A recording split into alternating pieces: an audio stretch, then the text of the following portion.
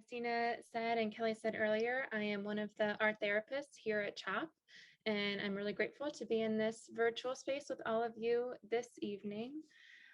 At this point, I would encourage anyone who feels comfortable to turn on their camera. We'll have a unique opportunity to connect with each other in just a little bit. I'm also curious if there are any teens on the call, just to make sure I'm presenting this accordingly.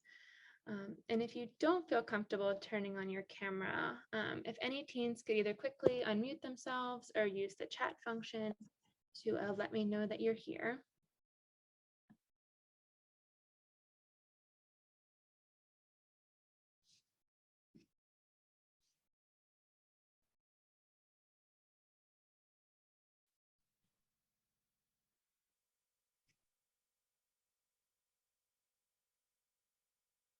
And if anybody did receive the flyer with altered bookmaking information ahead of time and has materials in front of them, if you could also let me know that as well.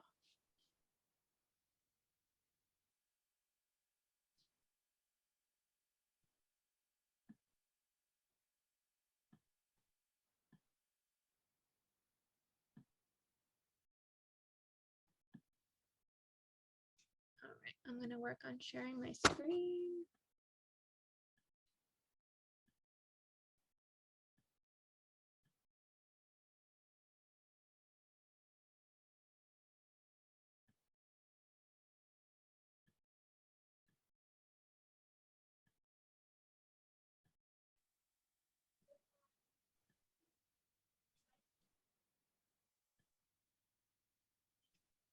Sorry, I have some difficulty with that.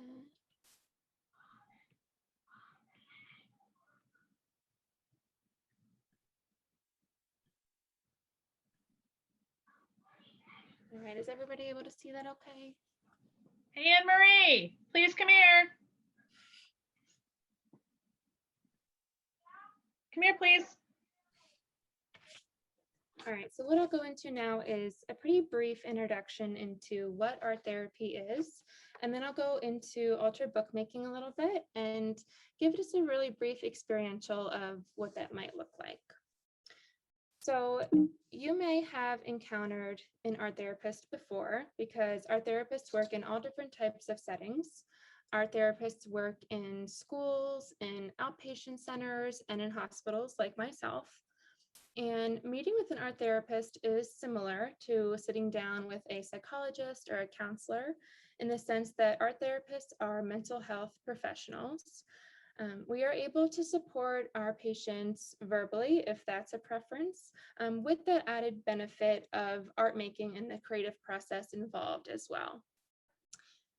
What art therapy is not is an art class or a place where there is lots of value placed on the final product or judgment of any kind.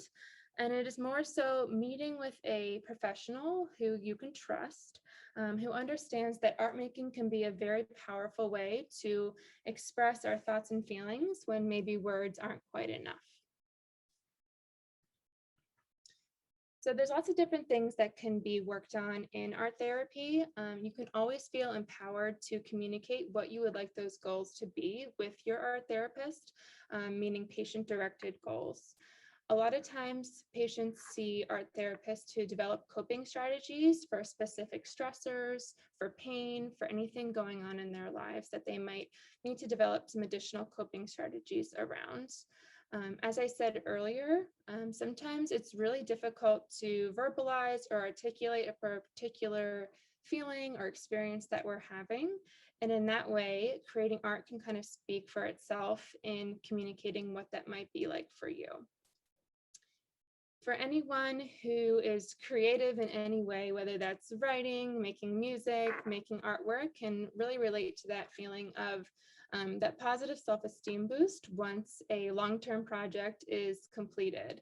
Oftentimes you can look back and reflect on all the steps you had to take along the way to get there, which was maybe not always smooth sailing. And that can kind of replicate itself in art therapy a lot of the times too. Sometimes it's really beneficial to work toward that long-term project and reflect back on all that was learned along the way. So for those who have not encountered an art therapist before, it might feel kind of elusive of how to connect with one. I would encourage going to arttherapy.org, and there you can find an art therapist in your community who may be available for services on an outpatient basis.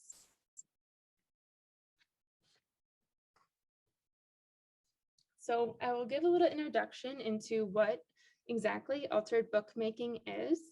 I'm not sure if we have anyone on right now that will be kind of participating as we go, but I'm still happy to kind of go through the process, provide some examples and some additional prompts for art making toward the end.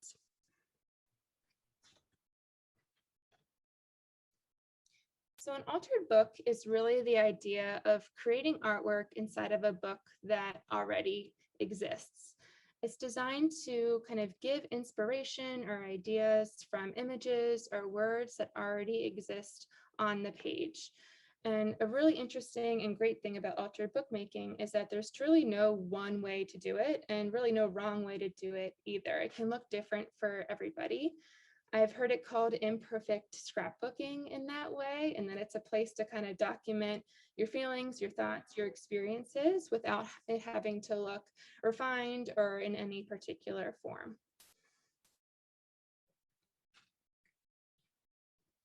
And there are lots of benefits of why altered bookmaking could really benefit just about anyone.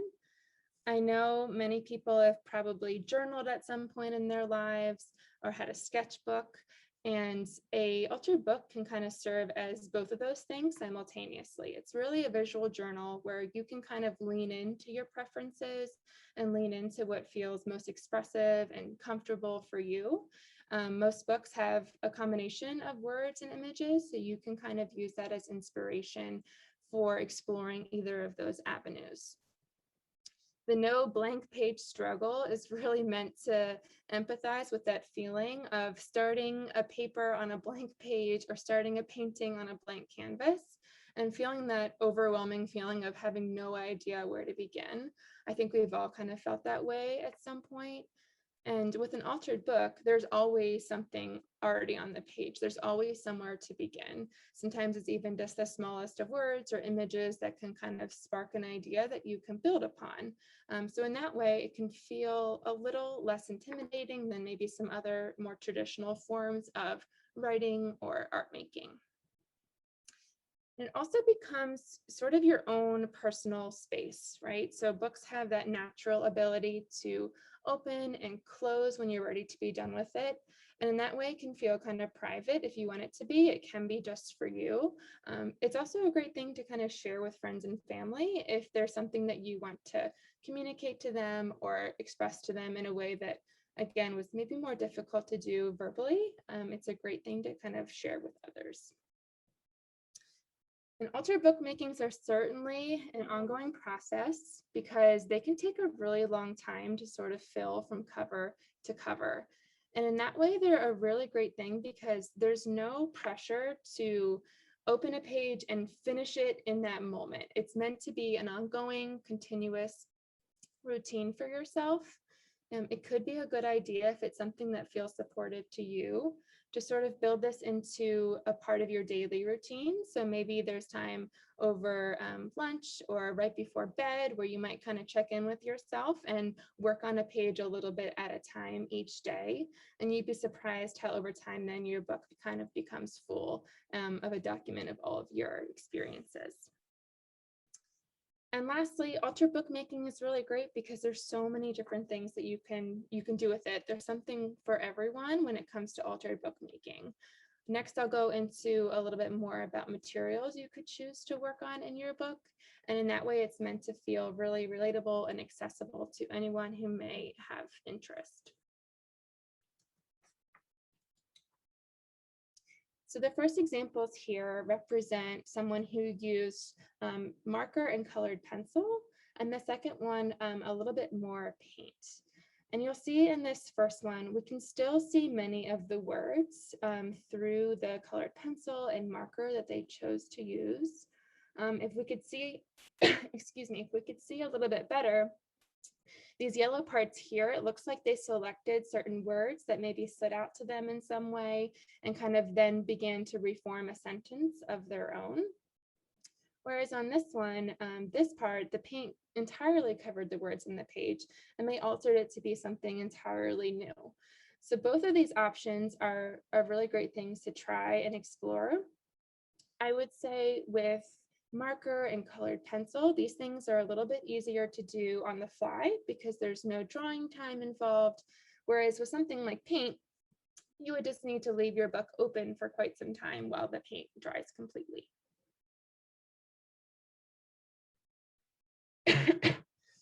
This next slide is probably really great for people who are more into writing or text or finding words in general. This reminds me a lot of found poetry or blackout poetry, where you can kind of read through a page and see if there are certain words or a series of words that really stick out to you. Maybe a theme of sorts will develop.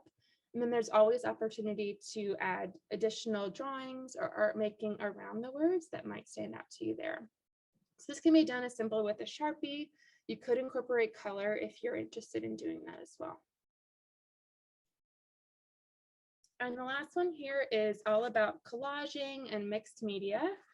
This is really great for people who might enjoy scanning through magazines or newspaper or something you might have lying around that you're ready to repurpose. And again, you can cut out or print out even things that feel really meaningful or interesting to you and kind of rearrange and glue them onto a page in a new way that you would like to. Which is really great too. I've seen people kind of use their altered books as this safe holding space for maybe cards that they've received, or if it's someone who really likes to kind of document their lived experiences, maybe things like tickets or receipts that they don't have a purpose for anymore, but could serve as kind of a nice memory in a book and to hold on to them in that way.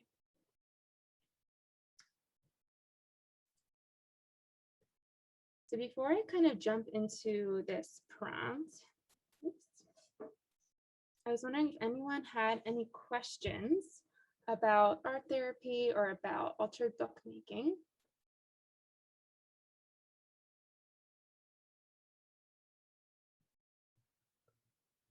I just want to say, Colleen, there are at least two teens on the call doing this with you. Thank you, Kelly. That's great. And I am smiling at this prompt too, because I feel like it pairs really nicely with the wonderful exercise that Dina walked us through. And this is kind of just a nice place to start for today. We can just spend a couple minutes on our own, sort of digging into this idea if you have your book in front of you. If you don't, and you're kind of eager to jump in, a piece of paper can be a great placeholder for now. But if you want to close your eyes and kind of imagine this and maybe try it out later, that's totally welcomed as well. So the prompt is all about your favorite place. So if you have your book in front of you, a great place to start is maybe paging through a lot of the pages and seeing if there's one that jumps out at you as a good place to start for a prompt like this. And in thinking about your favorite place, this could be a real place you've traveled to before, or an imaginary space that's full of comfort and joy for you, whatever that means for you personally. And this certainly can be a drawing if that's what you prefer. But I do also want to acknowledge that drawing is not for everyone. It's not everyone's favorite thing to do. It might not feel relaxing for everyone. So certainly use those words or text if that feels better for you, or even thinking about abstract shapes, colors, lines to sort of represent how it feels to be in that space. That's an option as well. So I will stop talking for just a couple minutes and then I'll come back to check in to hear any thoughts and to provide some additional prompts for future art making.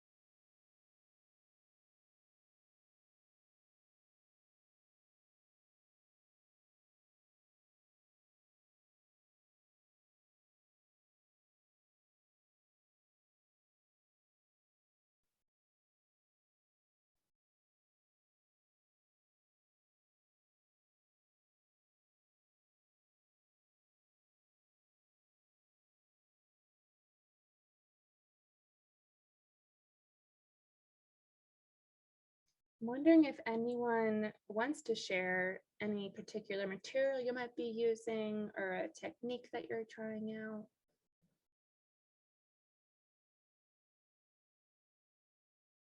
I know there's lots of options involved.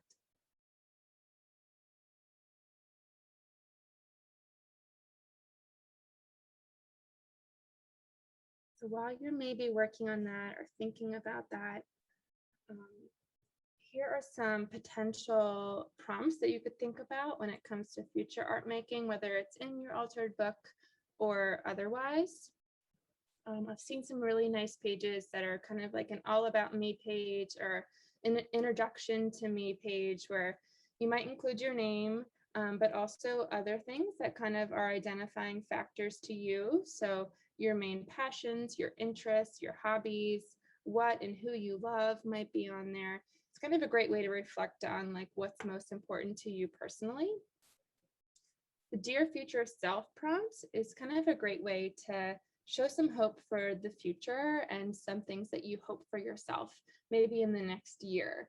And this is a really cool thing to kind of make and then tuck away and then revisit in the future and see where you are and see how far you've come in those goals and hopes that you set for yourself. The Zen Zone is maybe a little similar to your favorite place, but more so with the focus on creating a page or 2 pages that represents a feeling of total calm, whatever that means to you. So in your color selection, your images, your words, what might that look like for you? And lastly, this is also a great one if you're just really struggling of where to begin. It can feel really good to just grab some markers, color pencils, and just scribble it out, make a big mess on the page for as long as you want, and then kind of sit back when you're done and see if there's any recognizable shapes or figures or animals that pop out to you and kind of fill them in from there as sort of a jumping point. Or you could always leave it as is as well.